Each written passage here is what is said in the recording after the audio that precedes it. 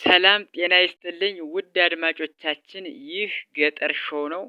በዚህ የገጠር ሾው የተለያዩ ነገሮችን እናሳያችኋለን። በጥሞና ይከታተሉን። እኛ የገጠር ልጆች በጣም ደስ ከሚለን ነገር በሚያዝያና በመጋቢት ያረስነውን እርሻ በግንቦትና በሰኔ አለስልሰን በሐምሌ ላይ ጤፋችንን ዘርተን ሐምሌና ነሐሴ ላይ እንደዚህ እንደምትመለከቱት አረሙን አርመን በመስከረም እንደዚህ ቡቃየው አምሮ ስንመለከተው በጣም ደስ ይለናል ማለት ነው።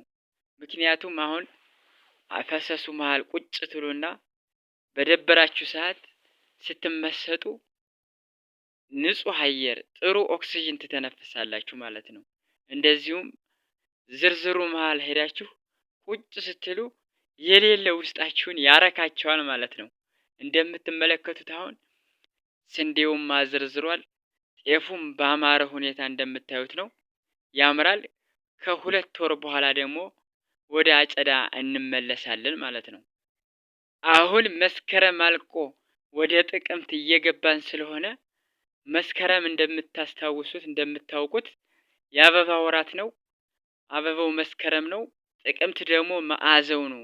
አሁን እህሉ መሃል ስትገቡ በጣም ደስ የሚል ሽታ ታገኛላችሁ። እህሎች የሚያመነጩት ሆርሞን በጣም ለሰው ልጅ ደስ የሚል ነገር ነው።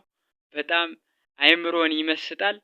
ለማንኛውም አድማጮቻችን ይመቻችሁ። ላይክ አድርጉ፣ ኮሜንት አድርጉ። ሰላማችሁ ይብዛ።